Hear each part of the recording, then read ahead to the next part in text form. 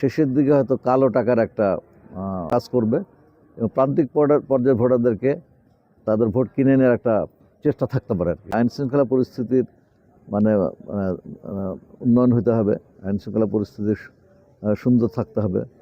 এরপর প্রার্থীরা যেন আচরণবিধি মেনে চলেন এবং পেশি শক্তি এবং কালো টাকা আমরা সবচেয়ে বেশি আমরা সবচেয়ে বেশি এটা চিন্তা করছি যে নির্বাচনের শেষ দিকে নির্বাচন যত ঘনে আসবে শেষের দিকে হয়তো কালো টাকার একটা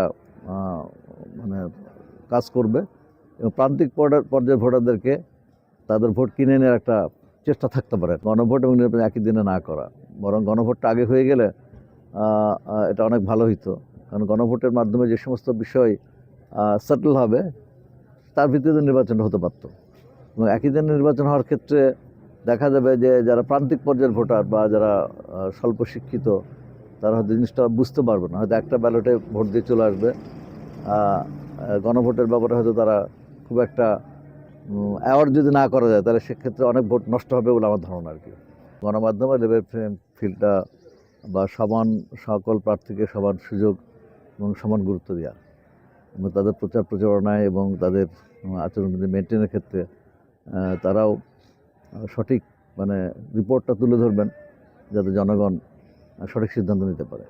নির্বাচনে জয়ের ব্যাপারে আমি খুবই আশাবাদী, কারণ আমরা বিভিন্ন শ্রেণী পেশার মানুষের কাছে যাচ্ছি এবং সব জায়গায় আমরা একটা ব্যাপক সাড়া লক্ষ্য করছি এবং জনসমর্থন লক্ষ্য করছি। জনগণ মুখিয়ে আছে দাঁড়িপাল্লাকে ভোট দিয়ে বিজয় করার জন্য। জনগণ বলছে যে ভোটাররা বলছে আমরা বিভিন্ন সময় বিভিন্ন দলকে আমরা নির্বাচিত করেছি, তারা কি কাজ করেছে সেটা আমাদের জানা আছে। কিন্তু বাংলাদেশ জামায়াতে ইসলামীকে আমরা একবার দেখতে চাই তারা কি পরিবর্তন ঘটাতে চান এবং জনগণের কল্যাণে কতটুকু কাজ করতে চান সেটা আমরা পরীক্ষা করে দেখতে চাই। নির্বাচনে ফলাফল যাই হোক না কেন সেটা আমরা মেনে নেব এবং জয় পরাজয় যেটি হোক না কেন আমরা সেটা মেনে নিতে প্রস্তুত আছি। প্রাথমিক যে কাজটা সেটা হলো মাদক মুক্ত করা, রাজশাহীকে মাদক মুক্ত করা। রাজশাহীতে খুবই মাদক অ্যাভেলেবল, যেহেতু পার্শ্ব বর্ডার আছে। মাদক মুক্ত করা, সন্ত্রাস মুক্ত করা, আমরা চাঁদাবাজি বন্ধ করতে চাই, আমরা টেন্ডারবাজি বন্ধ করতে চাই।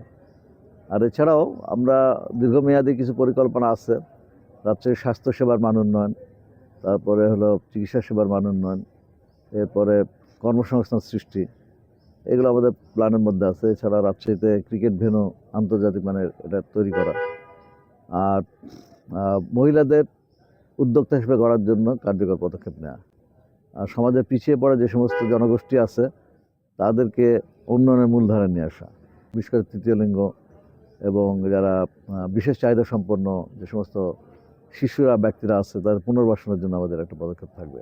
পর্যন্ত রাজশাহীতে আমরা নির্বাচনের পরিবেশ ভালো আছে এবং আমরা উৎসবমুখর পরিবেশেই জনগণ ভোট দেবে বলে আশা করছি।